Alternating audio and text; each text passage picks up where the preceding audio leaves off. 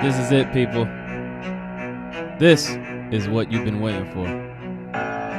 This is Everyday Celebrity Podcast. The podcast for everyday people with everyday problems, trying to find everyday solutions to accomplish everyday goals. Let's start the show.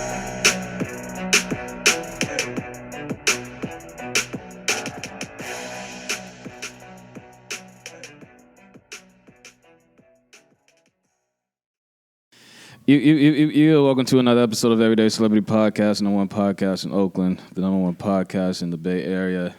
And tonight we have the number one top choreographer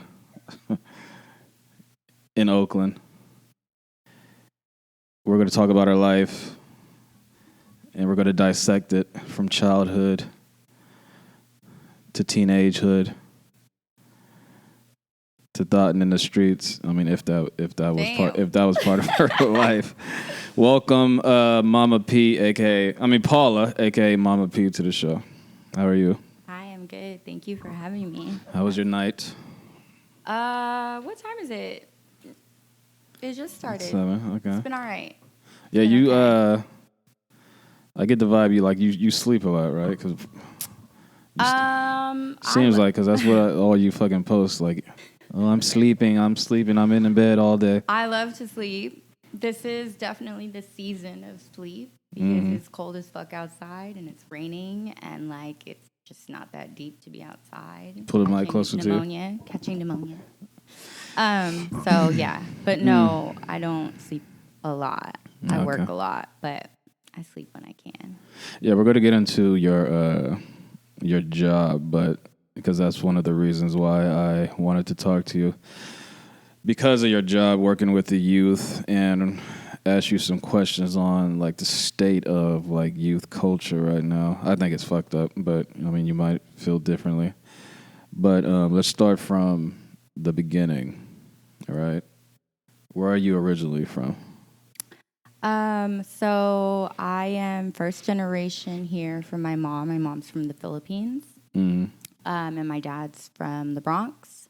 I was born in San Francisco and raised simultaneously in San Francisco and Oakland. Is your dad Filipino? Nope.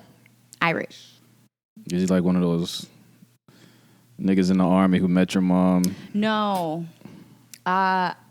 Man, I got a story, but like... Well, that's what you're here for, yes. I know. I'm also a public figure for youth, you know? So basically, my mom in the 80s had this boyfriend, like some white guy from London. And he used to go to the club and knew my dad because my dad, like, knew everyone and, like, you know, would hook people up with... drugs? Weed. Yeah. I was going to go with weed. We're going to go with weed right now. And then they broke up and my mom, like, hit up my dad. And then that's how they met. And it was not love at first sight. And it was not, like, they broke up before she found out she was pregnant. She went back to the Philippines, came back, and she's like, I'm having a baby because I'm 36 and I'm going to have it. So your mom was dating someone that knew your dad, and they were like friends, or they just had a business relationship. A little connect, okay. Yes. Did your mom ever cheat on your dad with? Because that's kind of weird. That after you said he died or they broke up. No, they broke up. She like had met him from being out with him, and then when her and her man broke up, like she was going out more by herself and would see him out, and then you know. Would you ever do that, like homie hop? Homie hop. Yes. That's a very interesting question. I would say that there's layers to that because I'm not fucking 21 years old. If we're like talking cut and dry, like from a standpoint of you have dated someone you care about, I would say no, you don't fucking hook up or like sleep with someone's homies. Okay. I would also like to say that I'm 38, and if there was someone that I cared about that I dated, and we broke up, and it's a respectable situation, if I made a connection with one of their friends, and I felt like it really was something. Like, I'm not fucking 21. I don't owe you shit. Like, I can talk to you and be like, hey, I really like this person, but for like no reason, just to like fuck, no. Yeah. Okay. Absolutely not. So your mother. Yes. Back to that. So they meet. This is in New York, correct? San Francisco. Oh, My San dad's from the Francisco. Bronx. Oh, okay. So you were born in the city. Or are you like an only child? From them too.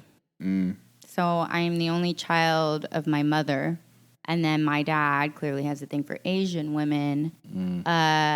Well, prior to that, I have a half sister in New York who's like 52, and then he has a wife that he married when I was like 9, and so I have 2 stepbrothers from him. And she's Chinese, so they're half Asian. So we look similar, but we're not actually blood. So growing up in San Francisco back in those days, obviously it was different. What was it like for you in your household? It's a good question. I grew up in both. So I grew up out here and there because my parents were never together. So my mom lived over here. I went to school out there till 2nd grade, and then I was here. Out there, what are you talking about? In the city. In the Sorry. city, okay. So I was in the city. Like, those are very young years. I don't fucking know. But I do know that splitting time is a very, like, knowing the city and knowing Oakland is a very rare perspective for a lot of us, because we're so loyal to where we're from. We're so loyal to Oakland, or people are so loyal to the city. They don't, until they're older, really like cross any bridges. Well, a lot of people, I mean, I don't know if you noticed, but this podcast is heard in 7 countries. So a lot of people don't know what the fuck the difference is between San Francisco culture and Oakland culture. Can you explain? What do you mean? Nope, probably not. I mean, I'm so detached from the city at this point. It's been like, I don't even want to go over there. I can't speak to what it is now. And as a young person growing up, I was only there.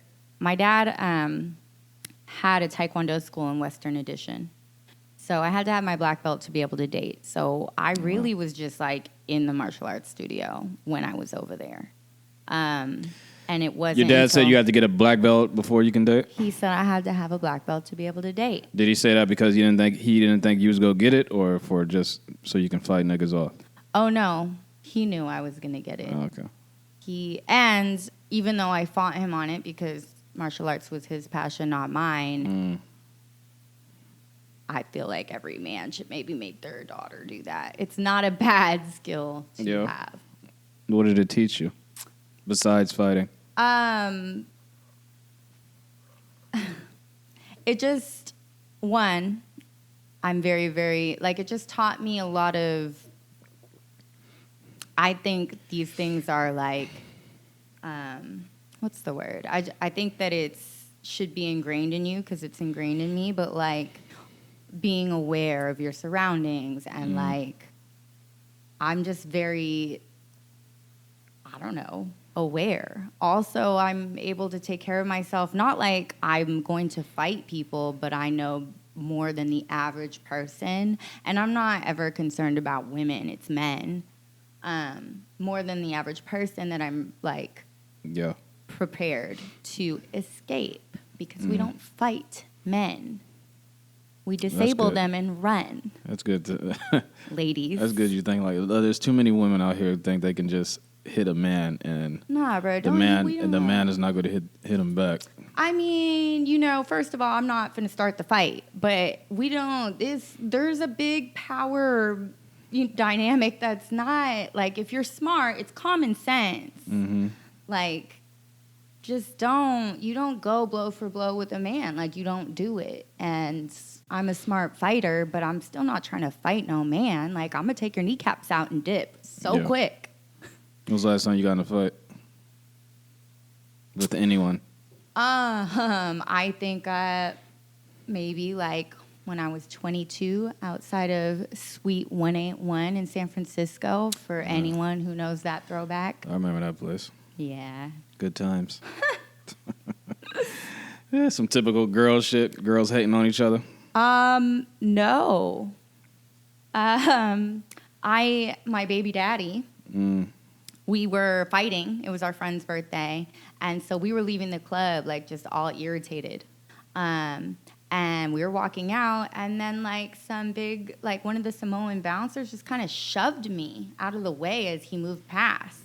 And I was, like, 22. I just, like, flew. So my baby daddy's mad. Then he starts talking shit. Then, like, he's getting into it with these bouncers. And then there's, like, 50 more bouncers. Then they're shoving him into the street, and I'm trying to break it up. We haven't had our baby yet. Yeah, I'm trying to break it up.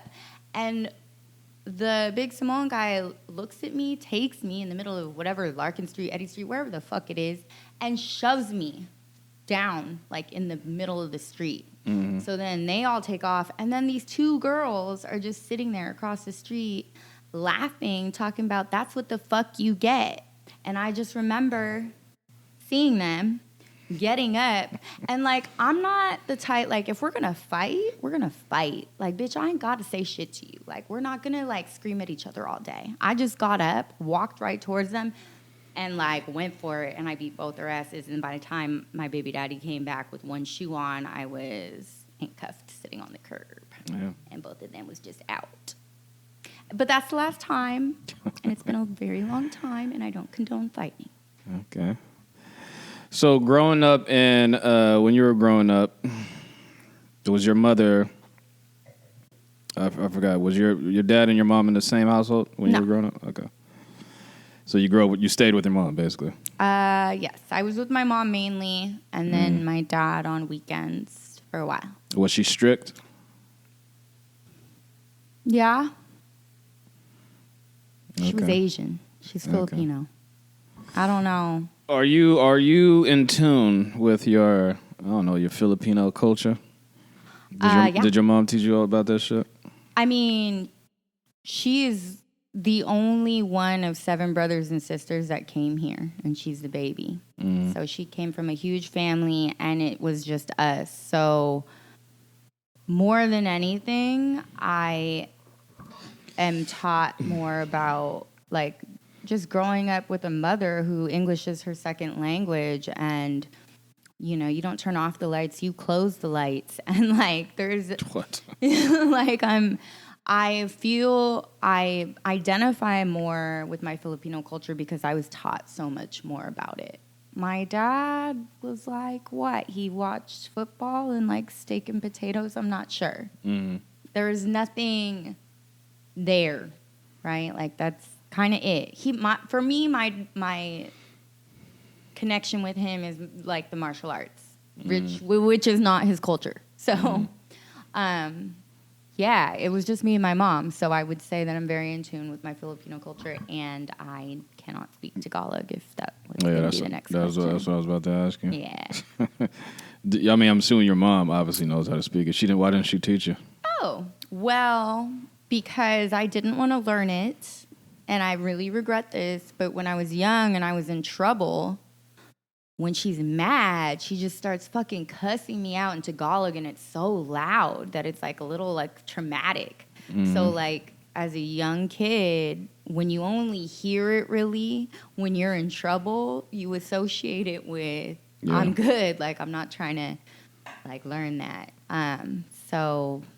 Yeah, I even took it for 2 years at City College in San Francisco, and that didn't fucking help. But I really, like, I wish I could. What do you think is the worst sounding language? Like a language that just sounds hatred, ugly. Hatred. Trying to get me right there. Yep, hatred. Okay, that's all right. So. When you were in high school, I get the vibe that you used to get in trouble a lot. Is that true? First of all, where'd you get that vibe from? I study psychology. Yeah, I got in my fair share of trouble. High school was difficult. It was a difficult time. And I went to 2 different high schools. It was a weird time. But yeah, if we were to put me on the scale of angel to devil, I was definitely, had my horns. Were you getting in trouble because of the crowd you were running with, or you were just a wild one? No, I'm wild. That's good. But, we're all figuring out our shit, right? Like, my dad was diagnosed with stage 4 cancer when I was 15, and he wasn't supposed to live past 4 months. So I was working shit out in my own way. And I had an older boyfriend, and I just had Jesus hormones, Christ. and I was a fucking, young kid. And How old was your boyfriend? I was 15. He was 18. Oh, yeah, that's not. I thought you were talking about like a grown-ass man. No. But still, him being allowed to do a lot of things that I'm not allowed to do as a 15-year-old girl, right? And him being 18. In that time period, especially in your teenage years, every year is very formative and you grow a lot. So it is still a huge, not like a whole ass man, but you know what I mean? It is still a huge difference in experience and where we're at. But yeah, high school was a time. You graduated? I did not. You didn't graduate? No, actually, and I don't think I've ever said this publicly. So you get it first. I didn't graduate, and I had a lot of shame about it for a really, really long time. Why didn't you graduate? Because I left the school where I was living with my dad because I wanted to dance, obviously. So I auditioned for School of the Arts in San Francisco. For junior year, I got in. So I moved back to my mom in Oakland and had to take a bus, a BART, and 2 buses to get to school. And me and the dance director, there was just a clash, and this was a high school, like an arts high school? It's a performing arts high school. Okay. But you have to audition to get in. It's serious. And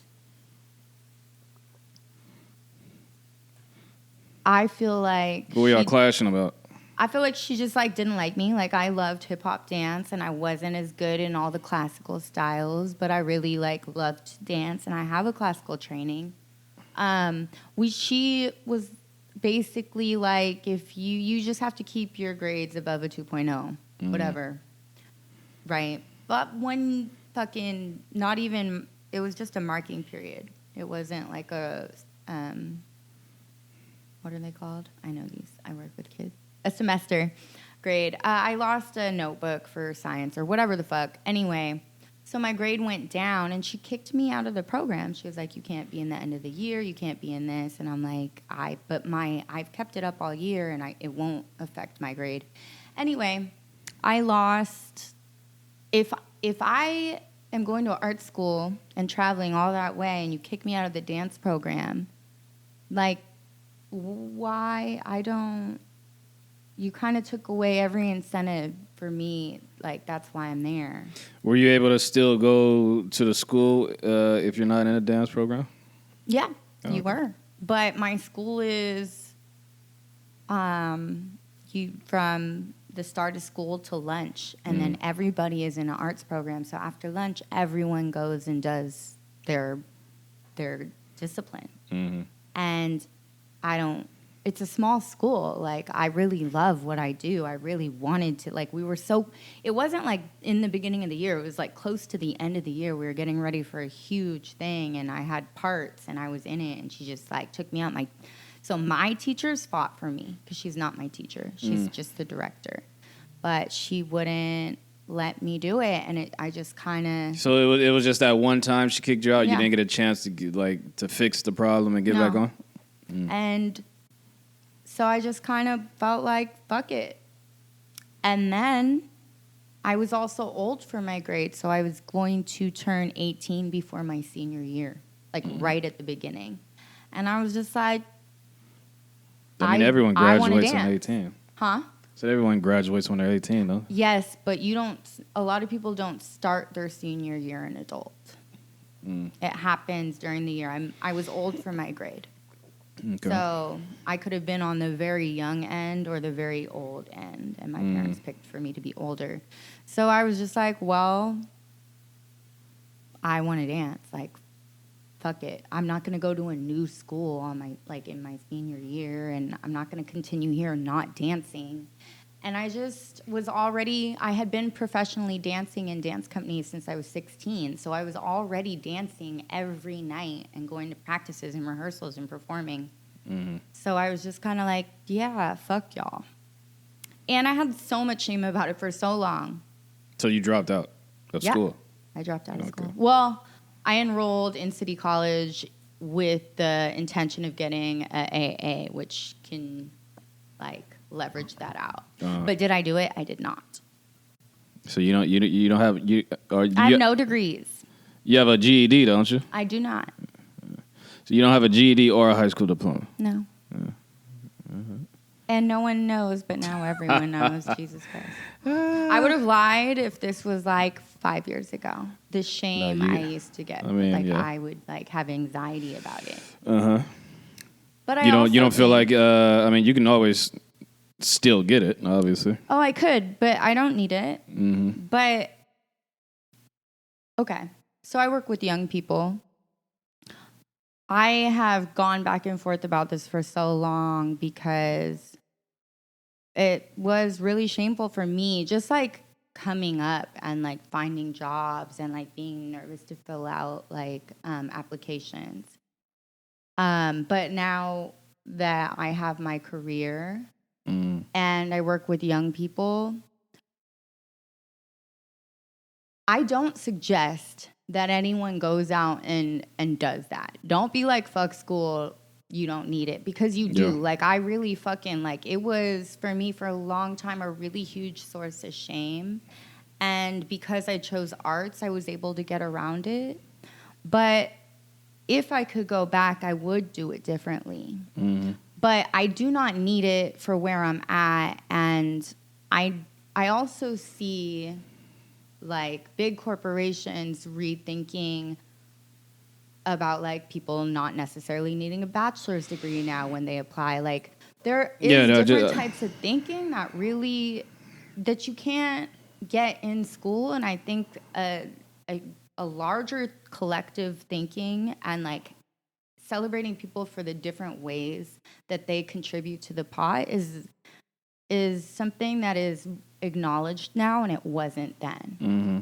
Yeah, multiple tech companies just came out saying that degrees are not required, or they're not requiring you having a degree to fill these jobs now. They're going off of experience. Yeah, because there's some people that are just so young and so fucking talented. But that's college, though. Yeah, I understand. Yeah.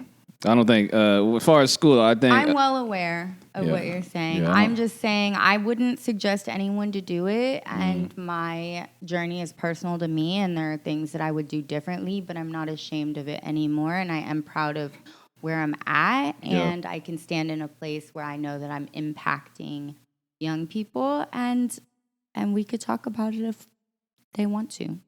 So when you, after high school, or whenever you left, what did you do? I danced in professional dance companies. Mm-hmm. I worked at bars. I got pregnant when I was 23. So we're not on that yet. Okay, but yeah, that's pretty much that time. So you started dancing at a young age. What was it about dancing that drew you to it? Was it you know how when people dance, you watch them dancing and shit, they're letting off hidden emotion, oh, I'm depressed. And you can feel the shit that they're going through while they're dancing. They let off anger. Like It's an outlet. that clip of that black dude when they were protesting somebody getting shot, unarmed person getting murdered by police, and then they had this black dude in LA or some shit. He was like, what do you call it, crumping or whatever the fuck, in front of the cop. Yeah. And if you look at the video, I mean, you look at it like, what the fuck is this dude doing? Like dancing in front of this cop. But dancers will look at that and be like, yo, he's speaking a language. He's voicing his what he's feeling through dance to this fucking police officer.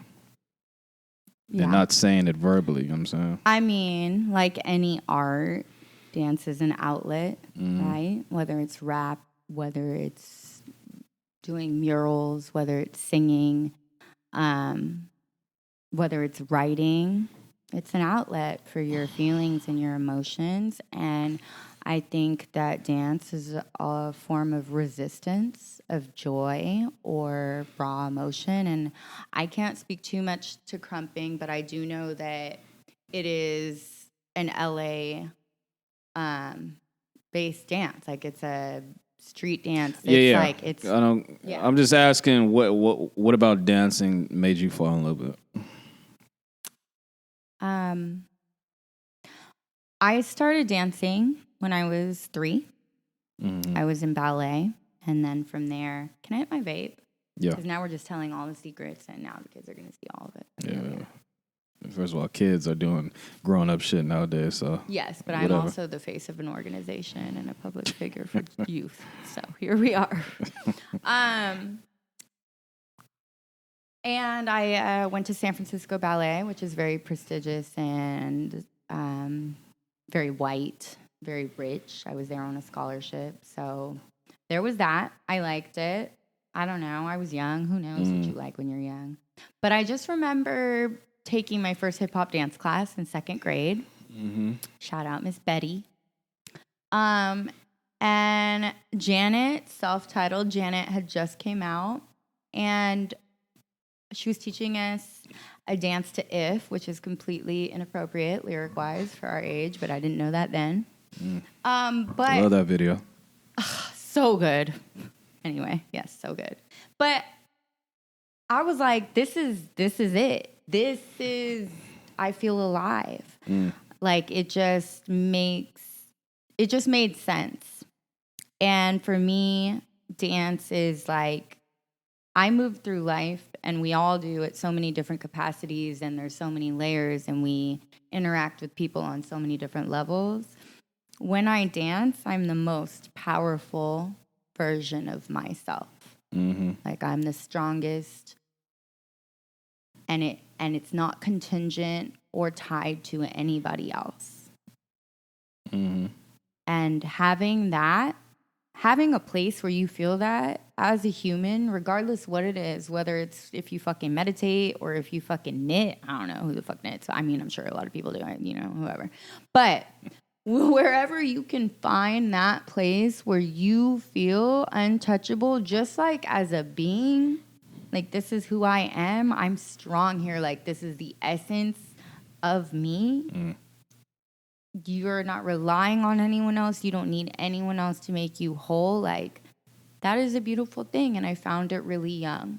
And so now I get to do that for a living and also help young people connect, whether they're going to dance for the rest of their lives or whether it's just a part of them learning and finding, a way to outlet emotions or find parts of themselves.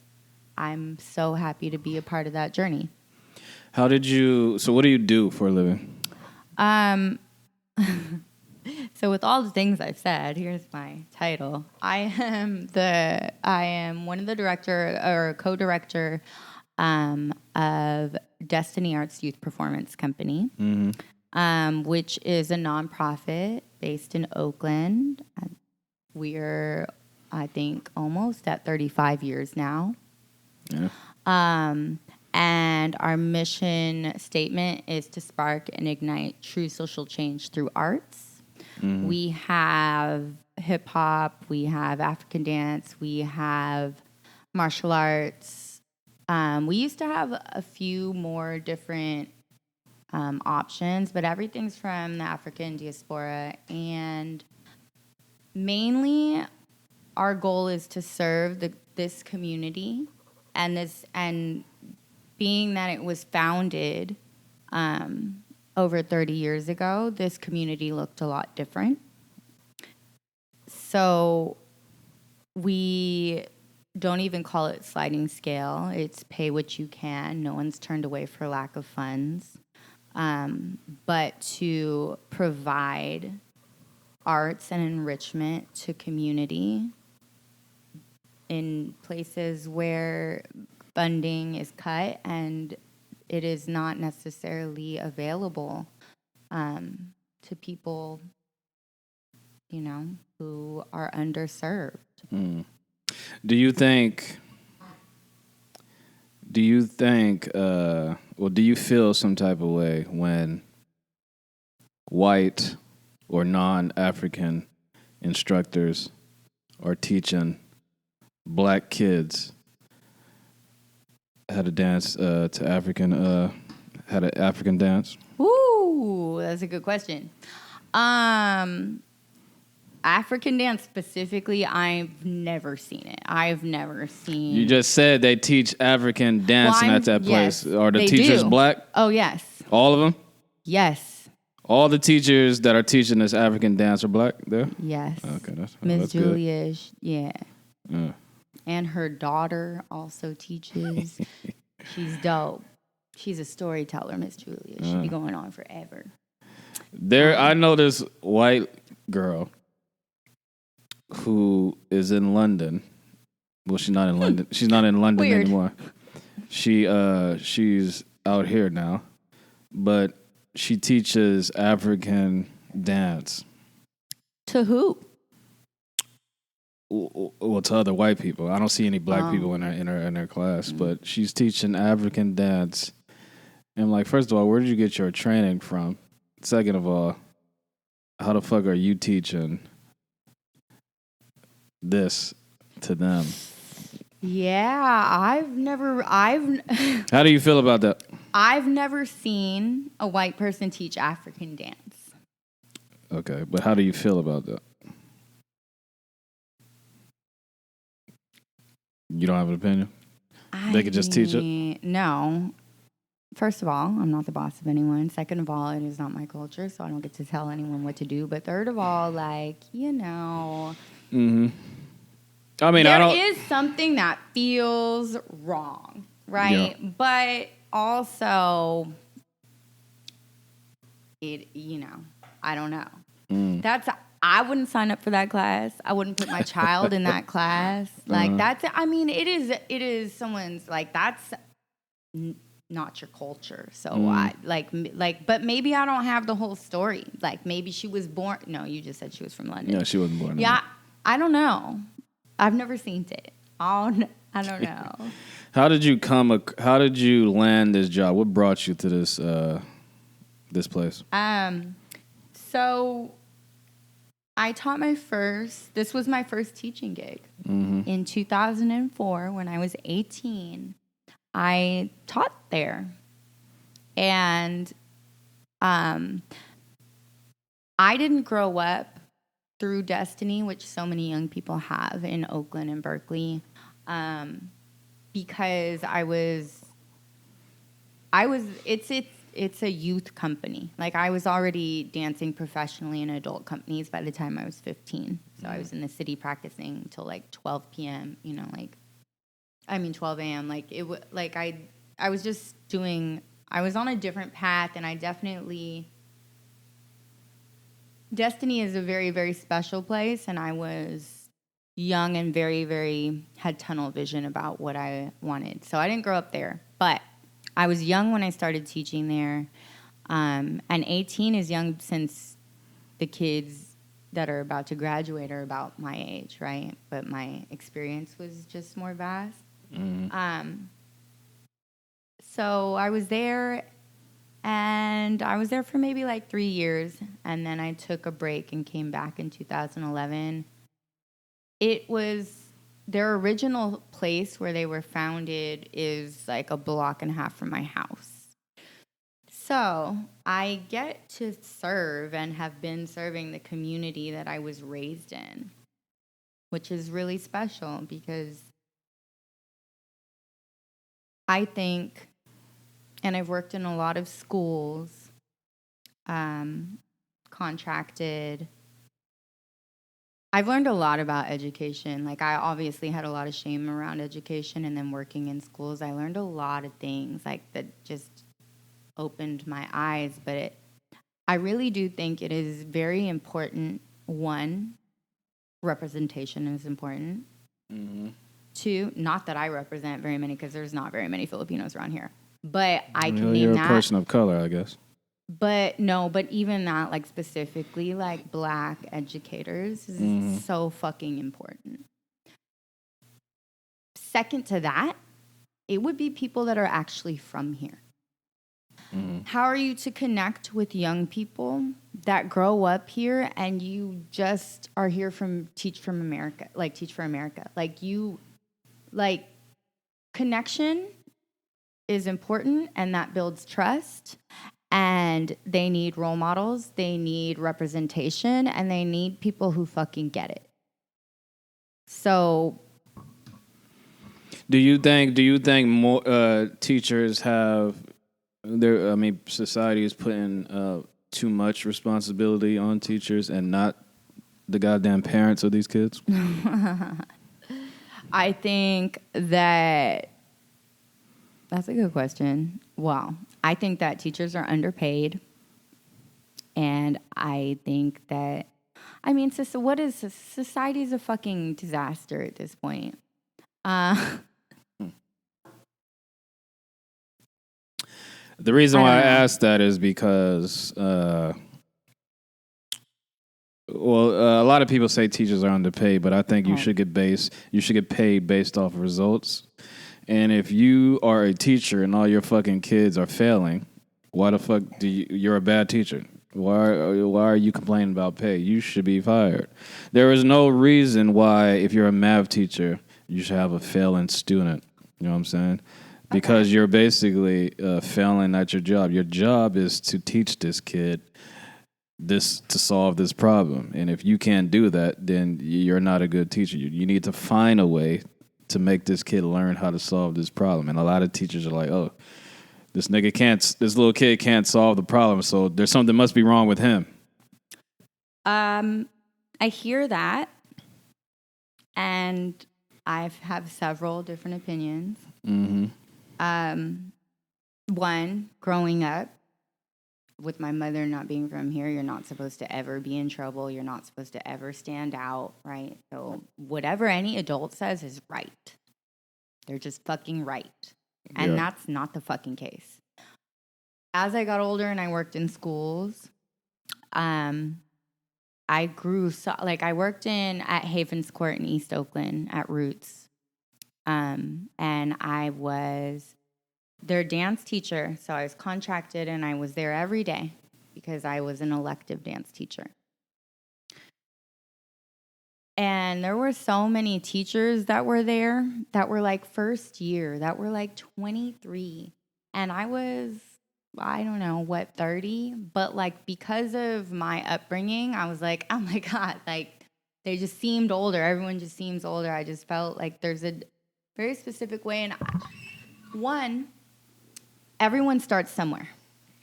Okay? So you can't, I learned this because I would never let my daughter be in a first-year teacher's classroom because first-year teachers get their asses handed to them. There is a learning curve. Not everyone just fucking like graduates and out the gate, they're just fucking like phenomenal teachers. Do you know what I mean? Yeah. So I hear you, but no one gets into teaching because it fucking pays really good. They want to make a change or it's going to look good on their resume for Teach for America people, when they go off to do whatever they're going to do. But teaching is not for the fucking weak. It really isn't. You're not getting paid and you are not, and like, in underprivileged and underserved communities, the resources are thin, and you have, a lot of kids with a lot of different needs that you were never taught in school to hold space for. Mm-hmm. And they just shove it all in one classroom because they don't have the resources. Mm-hmm. So I hear you, because it is your job, but like, you're also doing so much more than that. You have to hold space. You don't know what the fuck they've been through. You don't I'm from here and I'm teaching dance, right? So I'm fine. Like, I'm very comfortable in what I do. I can also tell everyone to sit down and shut the fuck up. Like, I feel that way. I will cuss in my classrooms. Like, not in a rude way, just like in a, like, business is business. Like, it's not personal. But like, kids from here get it, right? Unless we're in the hills, which I don't teach at. But wait, so there was a lockdown one day, and I have a 7th grader talking about, I want to go out and have a break. And I'm like, well, I don't even know what's going on, but we can't go outside. But there was a shooting, and she's screaming like, I don't give a fuck if I die. You think I give a fuck if I die? I'm going to go outside and have my noodles, whatever, and like, I'm like, listen, I hear you, right? Mm-hmm. And I don't personally feel that way, so I can't imagine what it would take for a young person to feel this way. But I'm going to be honest with you.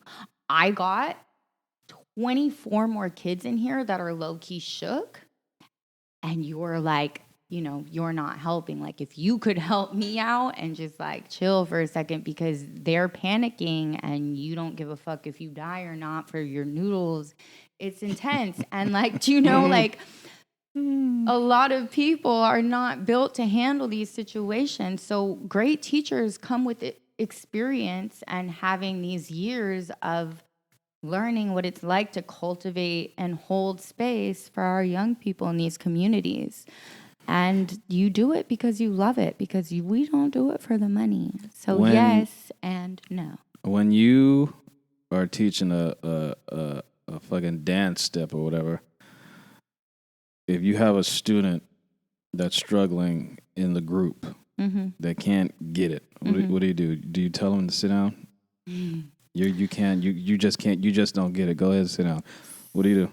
So it's interesting because I've been teaching a long time, and my position, it has changed, right? I was in the schools and communities a lot where really I taught dance, but it's more about building community and teaching kids how to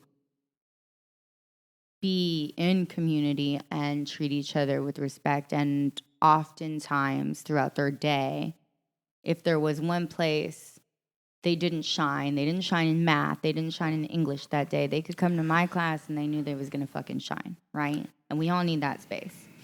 I don't hold that as much anymore because I have moved up and I'm a director and I'm holding a performance company, which is the face of my organization. So it is, you have to audition to get in. It's changed. I am pretty strict. I will not tell you to sit down, but if I stop paying attention to you, if I'm not screaming at you or correcting you anymore, it's because I don't see you anymore. But that is very clear. So what I'm hearing is, if you're teaching a group of kids a dance move, like we have to be very specific because I have a company now and I'm not in schools and communities. Well, I'm pretty sure, whatever. If you're teaching a group of kids a choreography, right? Mm-hmm. And if one kid is struggling and just can't get the steps down, what I'm hearing, tell me if I'm wrong, you would just be like, okay, well, you just don't get it, and focus on the kids who do get it. This is why I made. Or would you try your hardest to teach this kid these steps? This is why I made that different. Schools and community, right? Like dance classes, after school programs, mm-hmm. Dance classes that people sign up for. That's different. Yes, I'm here to teach you. I'm not going to just ignore just you. focus on the specific question. I know, but I'm answering it because I think that you don't see the difference in how I move through these spaces.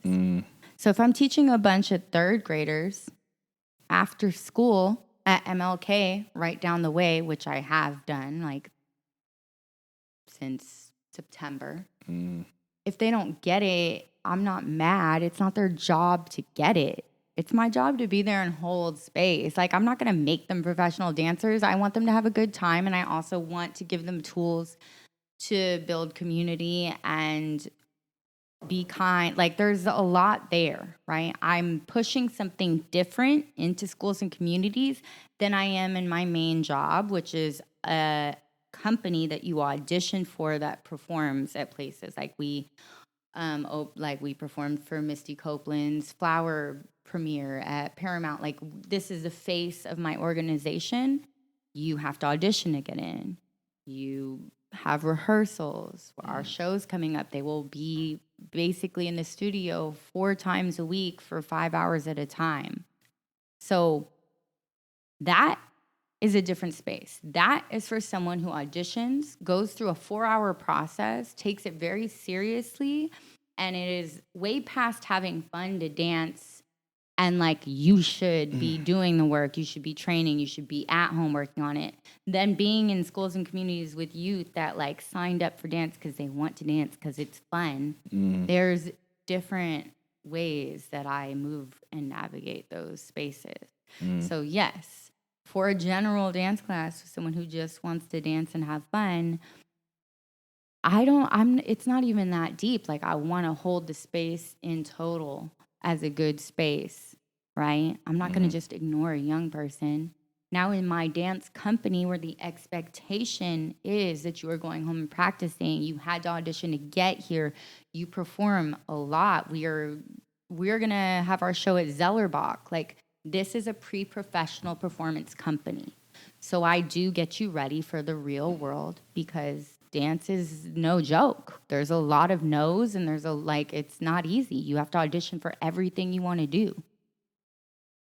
Do you, when teachers... And if you edit that fucked up, I'm going to fuck you up, because... I don't edit. Edit on me. When teachers have sex with their students... Oh, Jesus.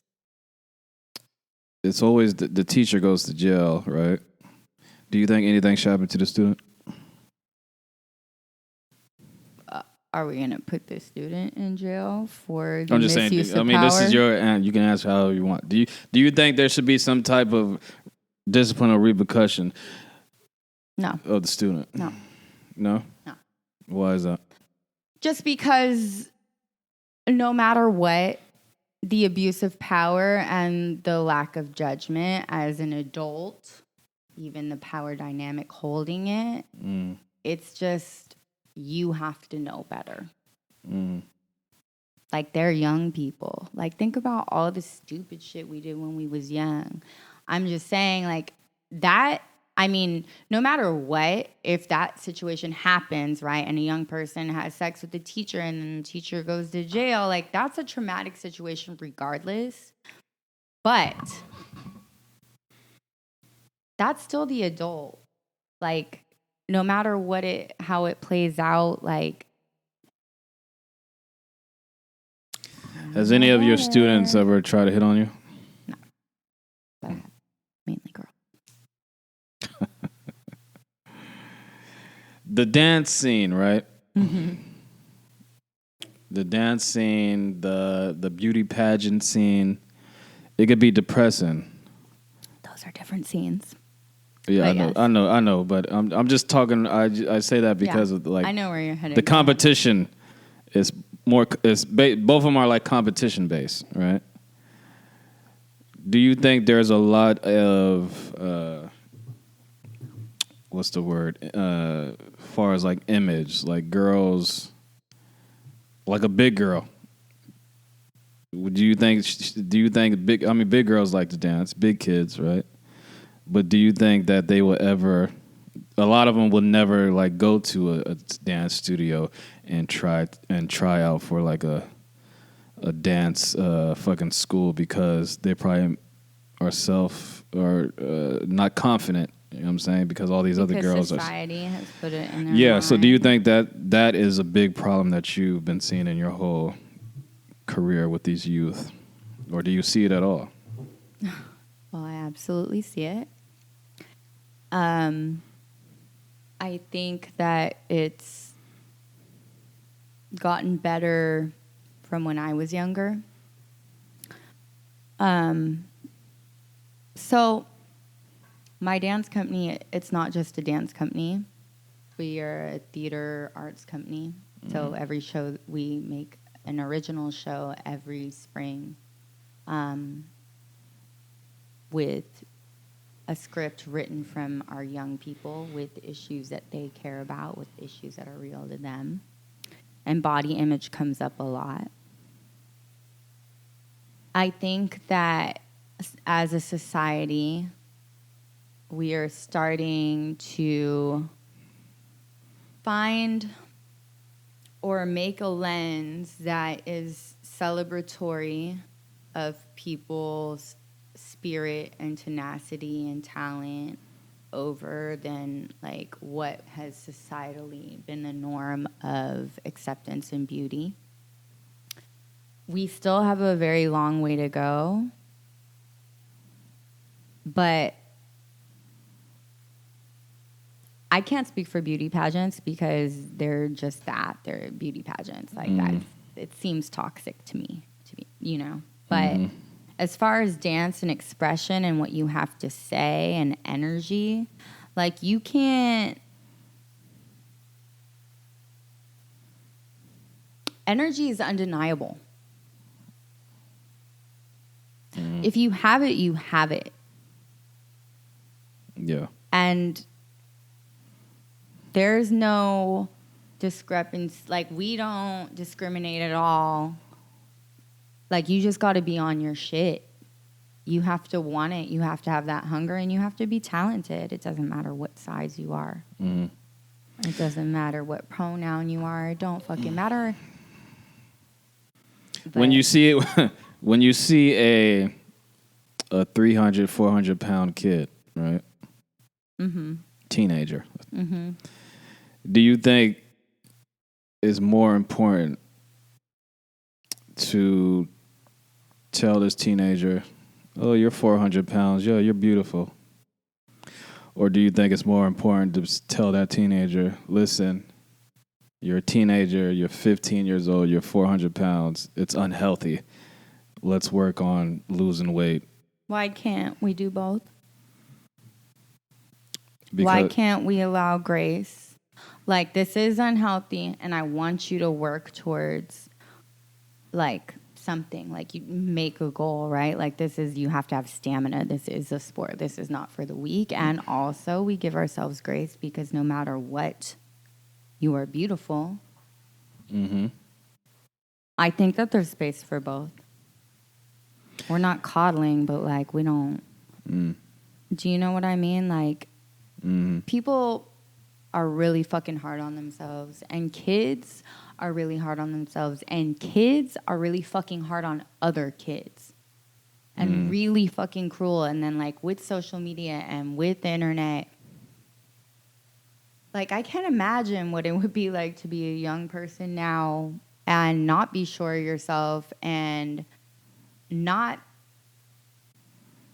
like, it was hard when I was a kid, and I you know, I had my own shit, but, like, it was not as rough as it would have been for a lot of people, or for, like, everything being online. So I think that when we don't know people's backgrounds or their trauma or what they've been through or what their home life is from, or if they were loved or ever held in a space where they were seen, that, yes, for your health, it is important that you exercise and push yourself. And also, regardless, you're fucking beautiful, because no one could do it like you, and no one is you, and that's the beauty. And I think it's important to hold both those spaces at the same time. When people look at your social media, obviously you're an attractive woman. Social media is basically a highlight reel, yeah. When people look at your social media, they might, oh, this woman, she travels the world. She has all these beautiful friends that are in her life, care about her. Blah, blah, blah. Mm-hmm.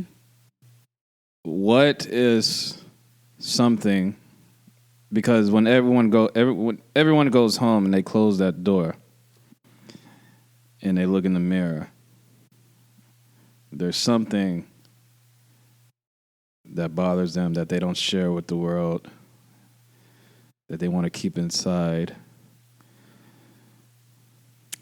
Tell me. Well then, one, yes, social media is like an outward projection of what you want people to see, right?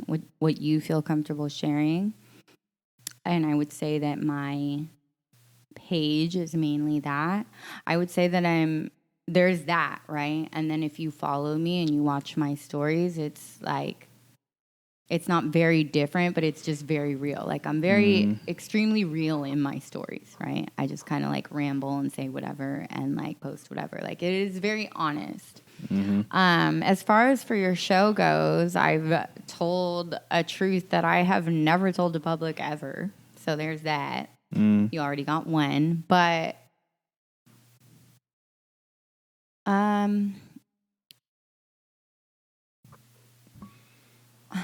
Are you a confident woman? yeah.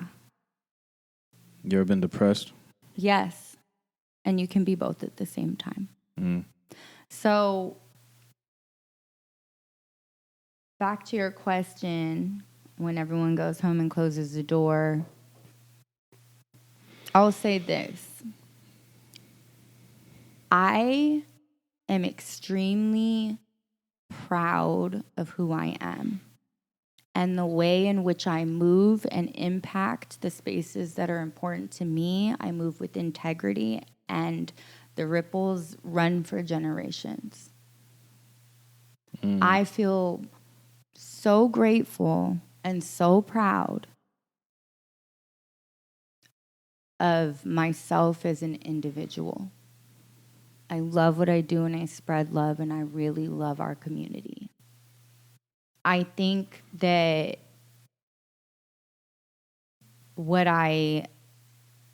I even allude to it or I'll write about it sometimes. I do get depressed. Life is very hard and very challenging, and I think personally I'm not happy. So when it comes to me as a person and like moving through this world and what I do with others and what I do for work, it's all very great. And I think my personal life is hard and challenging. And I think last year was the most challenging adult year I've ever had in my life. So closing the door, sometimes I show it because I think it's important to be vulnerable because there are a lot of people that follow me and I want to stay authentic and like show that my life is not always in Bali and I'm happy. Like shit is happening. Do you know what I mean? And sometimes for the protection of myself, just for myself to feel okay, which people do all the time, they project. Sometimes I don't show any emotion and everything's great when it's not great. And that's my own judgment call too, because maybe that is the only thing that makes me feel okay that day, that I projected that I was, right? And you give yourself grace. But I'm always pretty honest about it, and I have no problems talking about it, if that makes sense. Why was last year so drastic for you?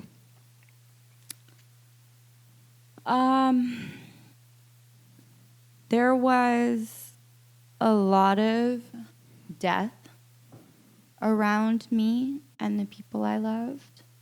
Specifically, I turned 38 at the end of August, and I went away to Palm Springs, and I came back, and my whole life changed. So what people didn't see in Bali, because I was there by myself, was I almost died. I smacked my head on a table and almost bled out, and someone called me and helped me find like a hospital, but I almost bled out. And if the hospital said that if I didn't find anyone, that I would have just bled out in my room. Did you slip on something? It was a very, very dark room, and I dropped my phone, so I went to pick it up, and then I smacked my head on this table, and then there was just blood running down my face, and I even have like screenshots from the person I was calling. They had to shave part of my hair. I had it was a thing. So, and I was alone, and so I almost died. There was that, but like that, it is what it is, right? But then I go away for my birthday for the weekend, and I'm talking to my daughter who's 15. And I'm like, why aren't you at your dad's? She has a boyfriend she's been with for a year. And his mom passed. And she was 36. And he doesn't have a father. So now I'm coming home. I'm not going to let this young black man go into the system who is such a huge part of our lives. So he lived with us. So I took on a whole nother teenager and a whole nother, like, can you imagine what it's living like with a couple who's young, who fights, who's in love, and everything is just all over the place? On top of that, they're grieving. He's grieving his mother. I'm holding space while trying to do I barely made it. On top of that, like, I don't even make money like that to to support that. Like, it was a struggle. Struggle for my daughter, struggle for me, struggle for him. Like, his family basically was like, here, you got him, right? And I was like, oh, yeah. And then, like, really they meant it. Like, he just lived with me. And I love him so much. But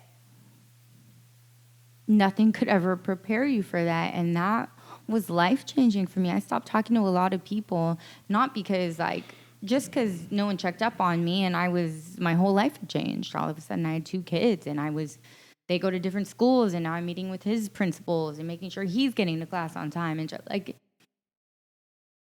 it just changed. And, it's a lot. It's a lot when I think of him to process, and if he even has the tools to process. And I'm just happy he ended somewhere soft with people that love him. I think about my daughter, who it must have been hard to hold space and share her room and basically be in a very committed relationship so young and be defensive of him, but also be like, get the fuck out my space. And then there's me, who just wants my motherfucking house and space without children, without fucking anything. Everyone just, we all lost our shit for a minute. They're still together? They are.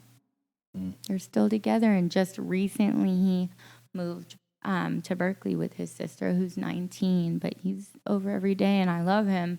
But it is nice to have, a little bit of space. But that was really fucking difficult. When you say you travel a lot, right? When a person travels, a lot is strong, but yes, I like to travel. I've traveled around the world, and I do a lot of, everywhere I go, I'm always alone. I travel alone because I feel like solo travel is the best. You solo traveled, correct? Yeah. When you solo travel, did you realize things about you that you didn't? I mean, did you learn about yourself of shit that you didn't know before?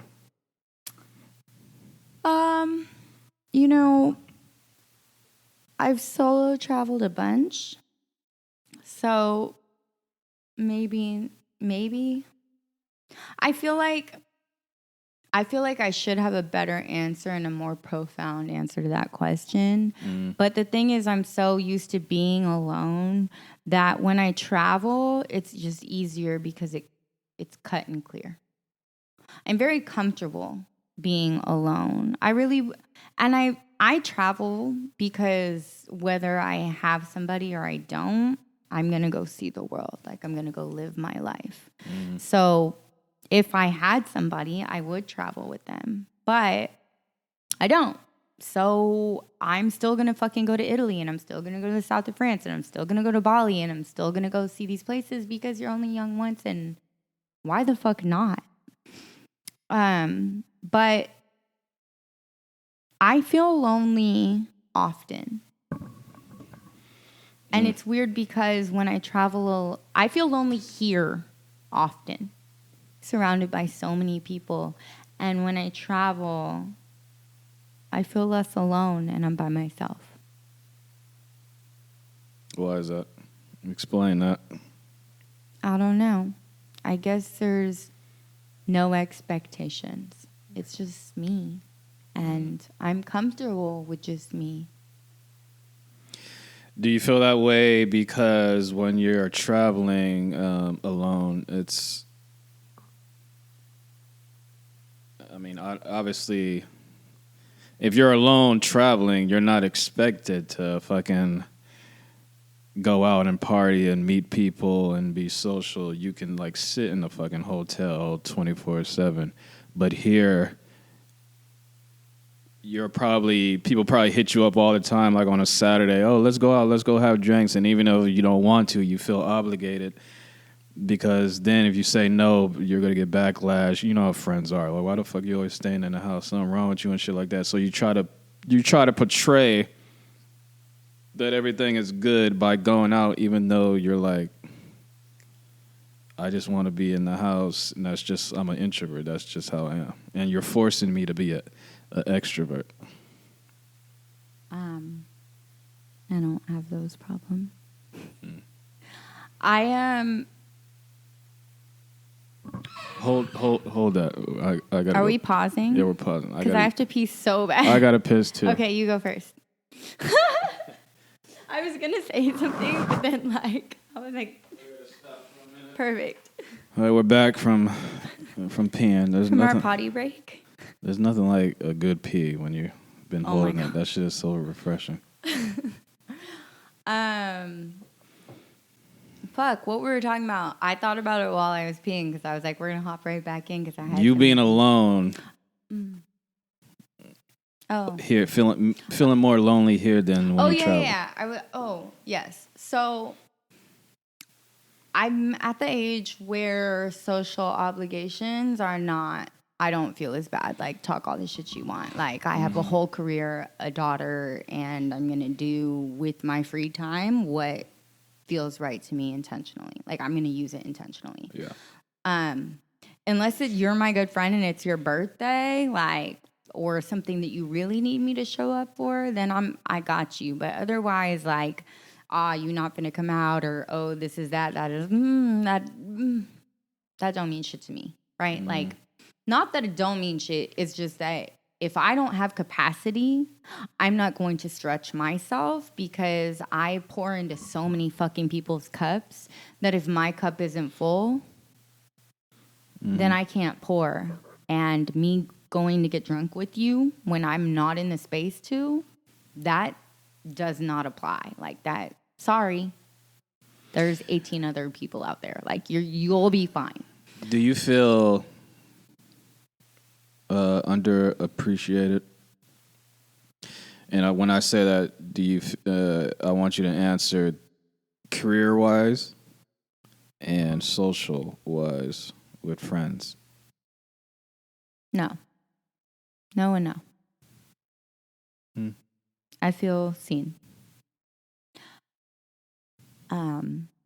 If there are any areas in my life where I feel seen, it is career-wise and with my friends. I feel very seen. Everyone who is close to me and loves me knows how much I give and how important my job is to me and how important my loved ones are to me. So you get the same shit back. No. That's a different question. Well, it's the same question. No, it's not. It's, do you feel seen and appreciated? Yes, I do. Does that mean I get it back? Not necessarily. But Yes, from community, right? Because the more you give, the more you receive, because the big picture is to watch it grow and the ripples you make. And then friends wise, yeah, my friends are amazing. Once again, I'm grown and pretty old. Like, I don't need anyone to be anything except themselves. I think that it is hard being a single mother, but that is, with specifically with like the situation that I've said, like that's a lot for me to hold, and no one else. Like, I don't expect my friends to help me hold that, right? Like, I have friends that support me, but I also it's hard for me to reach out, and that's not anyone's fault, but I guess I don't know if I expect what I give back to get back. And probably that's how it should be.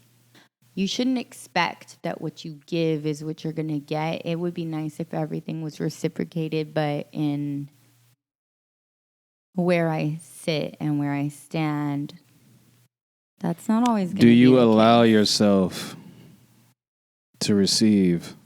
Yes. Yeah. Yes. Okay. How old were you when you became a mother? 23. And you say you're a single mother, yes? Yes. What type of mother are you? Like the same type of educator I am. Not overbearing, very blunt, very honest. Do you find yourself... I'm sorry to interrupt. No, but do you find yourself mothering... I don't know if that's a word, but mothering like your mother did to you? No? No, I'm so much not like my mother, but I'm from here. I'm a product of here. My mom's not. Mm-hmm. I find myself mothering in a very specific way, whether it is my daughter or the youth I work with closely, not just like kids that I teach in a class once a week, but like the kids in my company that I'm, some of them I've taught since 3rd grade and they're seniors. So they are also my kids. Like, they all call me mom. I'm just fucking honest. Mm-hmm. Like, if you didn't do good, you didn't fucking do good. Try again. And I wouldn't tell you didn't do good if I didn't know you could do better. Like, It's just a very honest, non-coddling. Typical tiger mom, you Asians, yeah. Mm-hmm. Is it typical? Because for your Asian but not, culture, yeah? I don't think so, because yes, I know what a tiger mom is, but I don't see myself as that. It's not like you're not good enough, because that's the Asian culture. Like, you're not good enough. You're not a doctor. That's not good enough. You didn't get straight A's. That's not good enough. For me, it's like,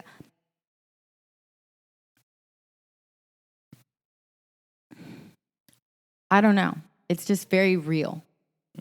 Like, I'm not going to tell you did good when you didn't, but I'm also just going to fucking be honest with you. Also be honest with me, but like holding the space in which allows respect, right?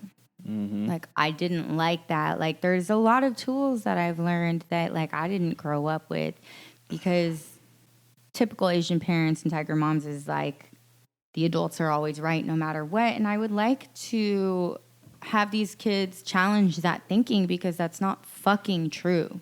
Yeah. And what you say matters, and what you have to say matters.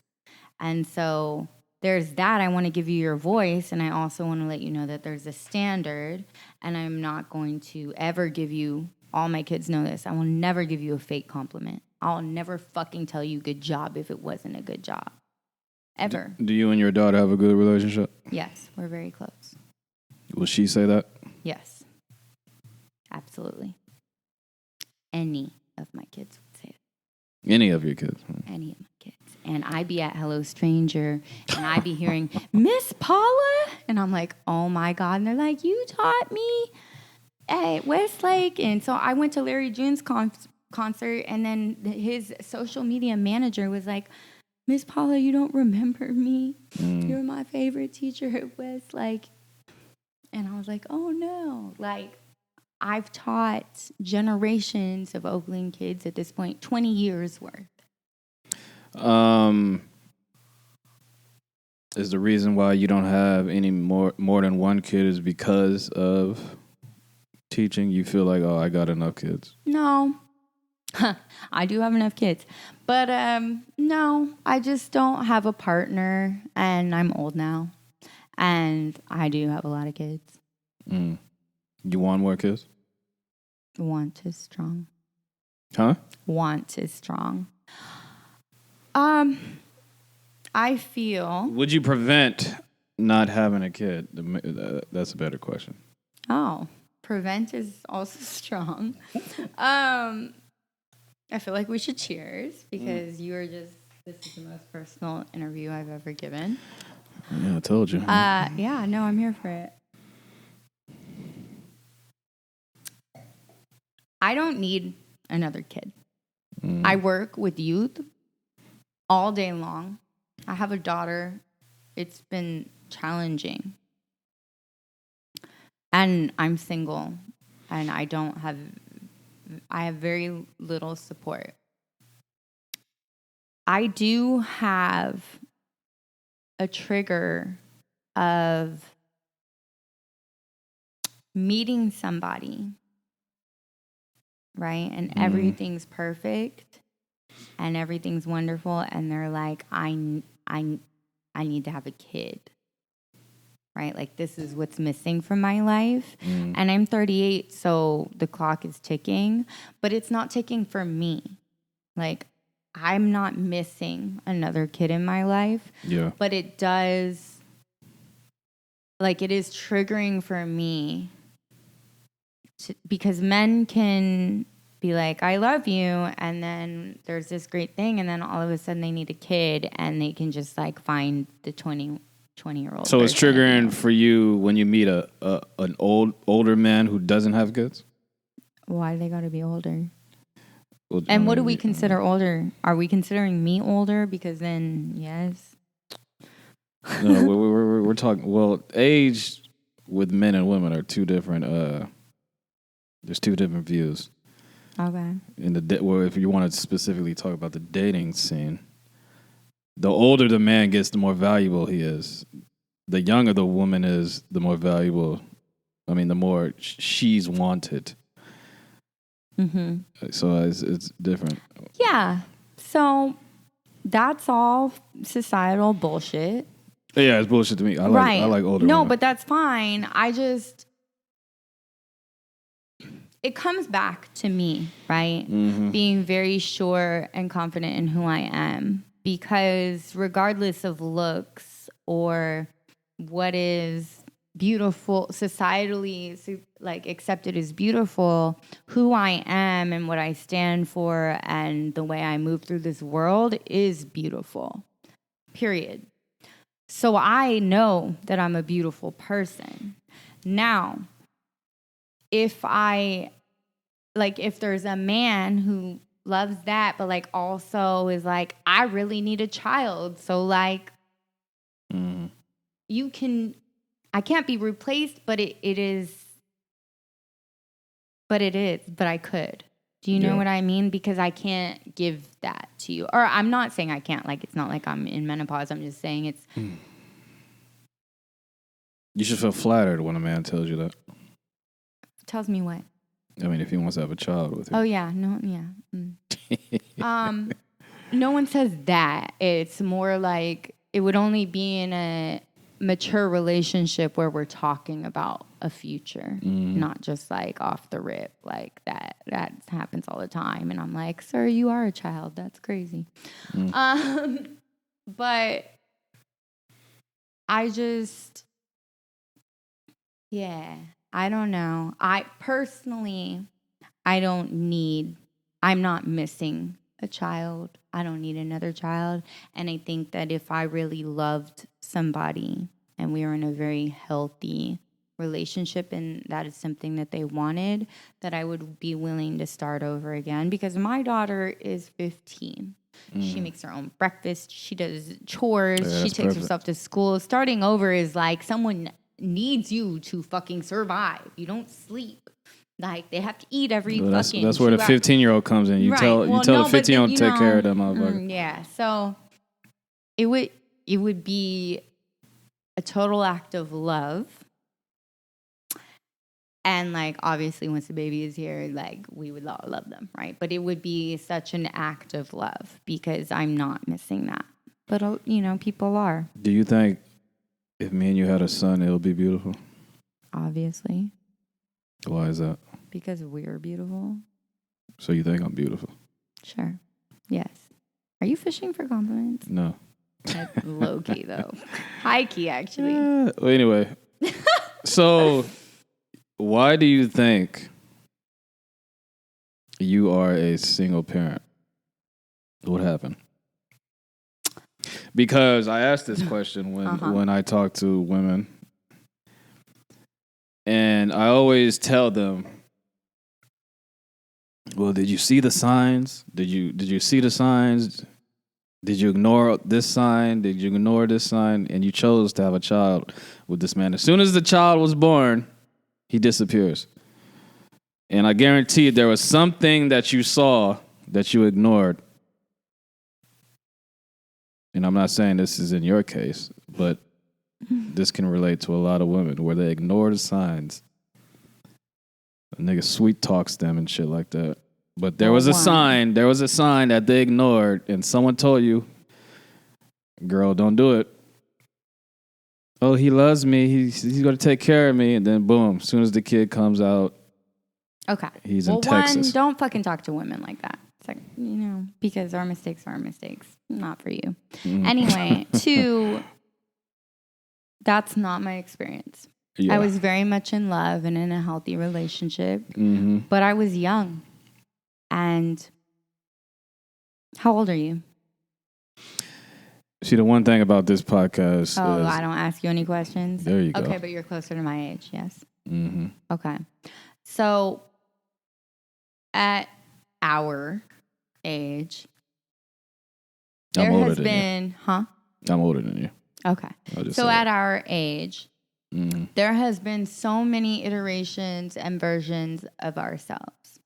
Right? And when you're young, you think you know what the fuck is going on. You think you know who you are. You think you know what you want. You think you know everything. And you don't. But I was in a healthy relationship and I got pregnant actually a year before, and I had an abortion. And then a year later I got pregnant and I was like, it's a sign. So I had the baby. He is a part of her life. He is a good father. We are cool. He has a fiance. She's amazing. He owns Sideshow, which is like right down the block from my house. Like, it is a village that is raising our daughter. We were just kids, but there's no animosity. There's no drama. There's no trouble. I mean, there's a little drama sometimes because it's real hard raising a fucking teenage girl, but it ain't like, he's a good dad. You have full custody? I never took him to court, but I do have full custody because that's what she chooses. But I specifically, no matter how much we fought, which was more when she was younger, would never take him to court because I didn't want my mom to take my dad to court. And I feel like it's something we could work out. And I just don't think it's healthy for our child. And I think it's important for her to see us having a relationship that, like, is caring. It is a community. Like, we were fucking kids. Like, I was 23. Like, who knew what what? Like, who knew what the fuck they wanted? Like, what they would do for the rest of their lives. So all we do know is that we love the fuck out of this little girl. And with that, we're bonded. And with that, we love each other. And with that, we love each other's loved ones. Like, I love his fiance. I love anyone who's in our village raising our daughter, because it does take a fucking village. But there's no signs, because I tell my daughter this. If I could take back having a baby so young, I would. Because I was still a baby. But I don't take it back because of the situation or because of your dad. And I know that whenever I had a baby, it still would have been you. Your daughter was 15, living with her boyfriend in your house. If she would have got pregnant, what would you tell her to do? Oh, she on birth control.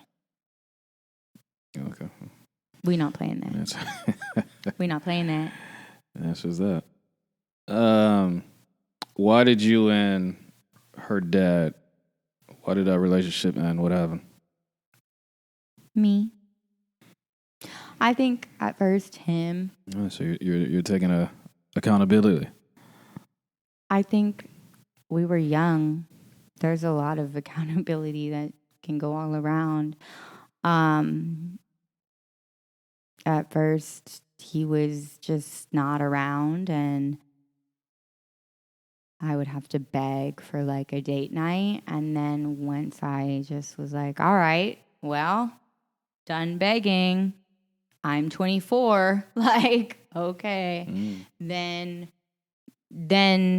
he overcompensated, which made me run even more. And I definitely broke. Like, we tried to get back together like 1, 2, maybe 3 times. I don't know. It was a long time ago. And I do know that we wouldn't have tried if it wasn't for Bella. But you're young. You don't know what the fuck is going on. You don't even know yourself. But yeah, no, I take accountability because I definitely put him through a lot of shit. Were you cheating? No, but I was ruthless because I didn't want to settle for anything I didn't want. And he was also raised with different values than me. He comes from a wealthy white family. I don't think they were born wealthy, but when he was born, they were wealthy. They're Italian. They're from Boston. They're just very he's the oldest of 2 brothers. Like, white and from Boston. The mother is like didn't work and stayed home and took care of all the fucking kids. Like, I remember when I first had Bella, she came over and I was like sleep deprived, and she's like, "Well, what is Michael gonna eat when he comes home from work?" I was like, "Michael's a grown ass man. He finna figure that shit out." So like, there are just so many ways that culturally we didn't see, but he wasn't like that. That's how he was bred, right? Like, that's what he wants. He was always going to be solid. He always wanted to settle down, but I was 23. So like, I still had life to live. And that's why I tell Bella, I love you. You're you were everything. And if I could tell anyone, it would be to wait. Because what about him made you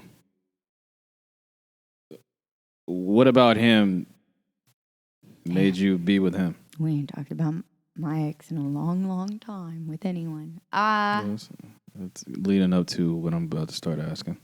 Oh shit. All right. I don't know. It was so long ago. He you know what? I love him. Like, people are not lying when you fight with your baby daddy or your baby mama. There ain't nothing that can make you hotter, like real fucking upset. Like, I'm not a violent person, but I'd be like, when I fight with him, I'm like, I'm gonna kill him, right? But it's not like that. But to be honest, like, that's a really good guy. Like, he's a really good man. He's not the man for me because we were young and we were going to grow and we're from such different places, but like exactly. So what was it about him? Like he's a good guy, and I'm happy he's the father of my daughter. I'm talking about. I don't know. You know, no, because you were with him. Yeah, that was like a really long time. That was like 2007. He likes to eat. I love to eat. He's Italian, I love pasta. And he kept, like, we can keep the same energy. Like, when he was out and about and partying, he's very similar to me. Like, we are together, but, like, we're also in a space and we talk to everybody, but, like, we had very similar energy, I suppose, at the time. Are you the same type of woman then when you were dating him? No. That you are now? No. Absolutely not. What changed? Everything. Like what? I mean, I'm 38, so 22. I'm talking. Answer the question as in like relationships. Like back then, you're probably looking for every girl, woman, when they look for a companion, they're looking for certain things, right? Ain't nobody at 22 knows what the fuck they're actually looking for. Well, a lot of people do, but okay, they only think they do because they don't even know themselves yet. But what I'm saying is, if a girl's like 19, they might date a dude who's like, oh, I like hood dudes. And then when they're 35, they can't stand hood dudes, right? So something changed in their way of thinking. I mean, I hope everyone from 22 to 35 changes, because if not, go see a therapist. Even if you have changed, go see a therapist.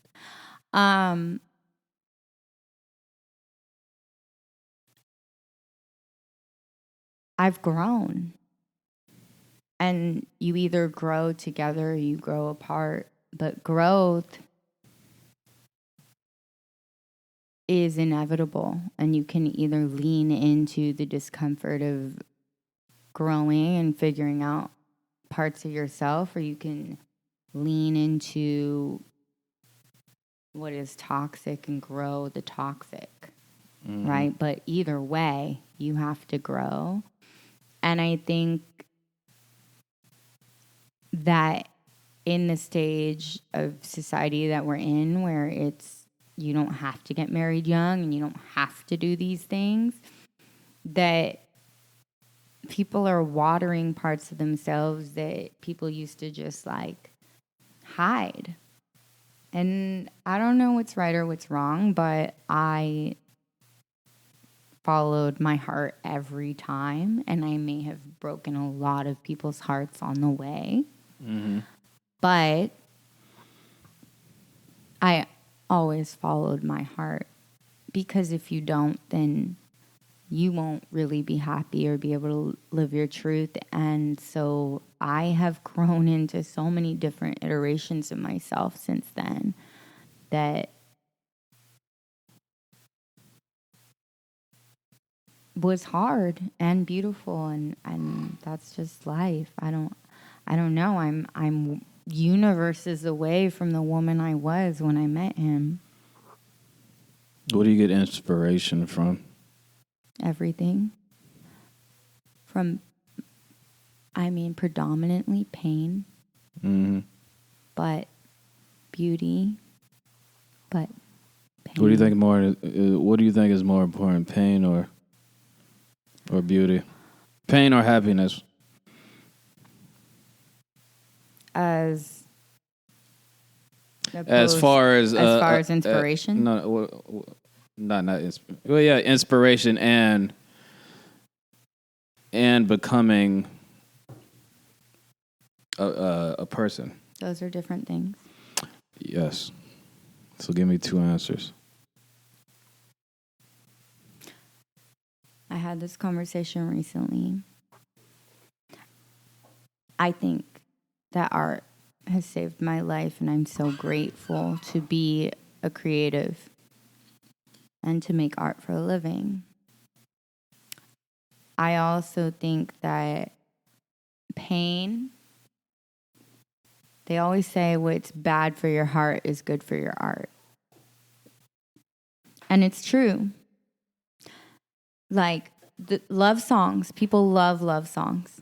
I love watching people dance to like couple songs, like whatever. Love is great, right? But nothing guts you like some fucking art that like hits you from a place that like stole the words that you weren't even saying. Mm-hmm. So I would say that pain is a pretty big inspiration in my art, or maybe my life is just lacking of love and just full of pain. We don't know. But I think that pain is just profound. And I don't want to feel it anymore, but it makes us human, and it does produce really good art. What was the other one?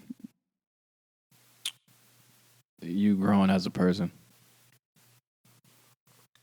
No. What? That wasn't it? No, it wasn't. That was it. You gonna tell me? I don't know. I just did. It was you growing as a person. Oh, it was. Well, what makes you a person? It was something like that. That wasn't even a question. As far as personal growth. Yes, that's better. You're welcome. Yeah. Both are necessity. Equally. Hopefully. When was a time in your life where you were full of joy, happiness?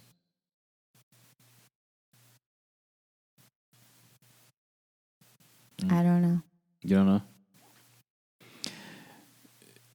When was a time where you were full of, sadness? Often. Often? Yeah. So I think that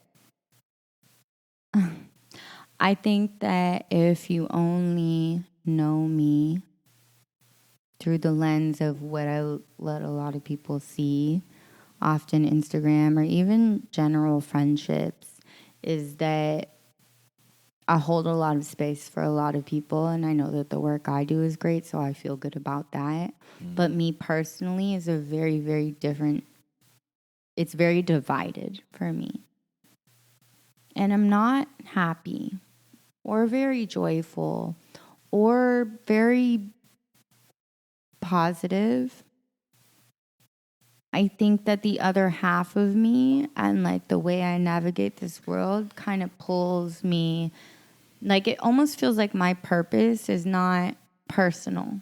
It's for everyone, and then there's just me that is alone and sad and often depressed. But I know that I hold space for so many people and love so many people and nurture them and water them, that is why I'm important.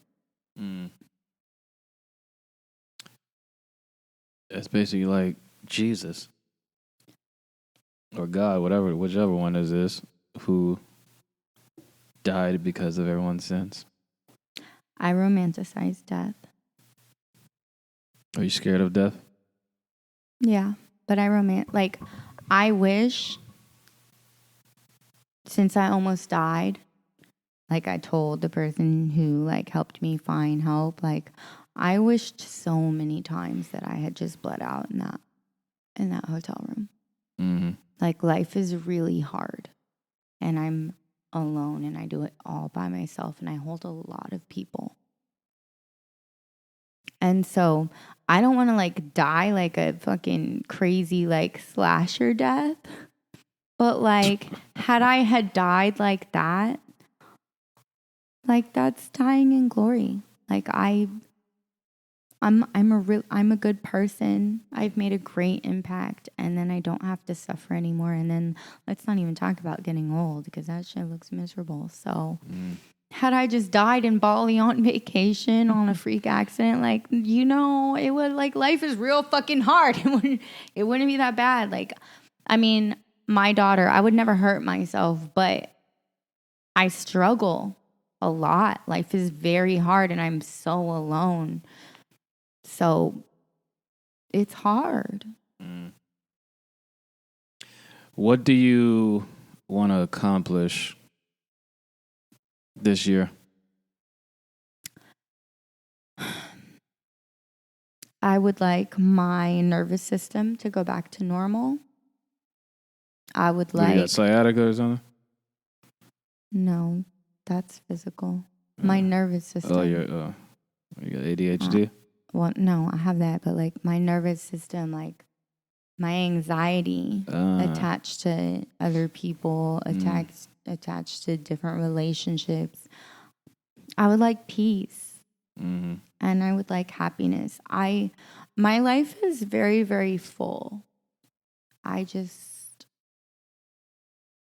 The only area that's lacking, besides me not being extremely rich for working for a nonprofit in Oakland, that was a joke. You should laugh. Is cheers? Yes. Is my personal life. I just want a partner. Yeah. But otherwise, as an individual, everything's fine. So you know what you want to accomplish. What are you going to do to accomplish that? What in your life are you going to change in order to accomplish that? We're going to assess as we go along and give ourselves grace. Because...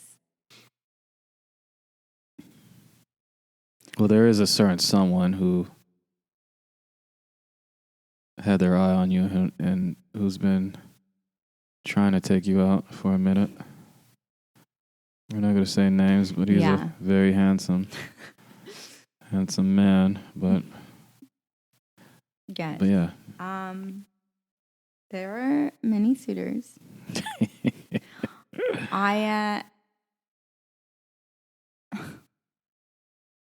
Anyway, we ain't gonna talk about that. No, that's not. There's somebody. I have somebody in my life, but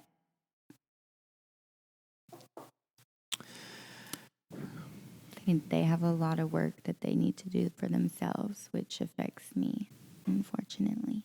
Mm-hmm. Yeah, well, hopefully they don't succeed, and which opens the door for what's his name. If they don't succeed, I have a lot of healing to do.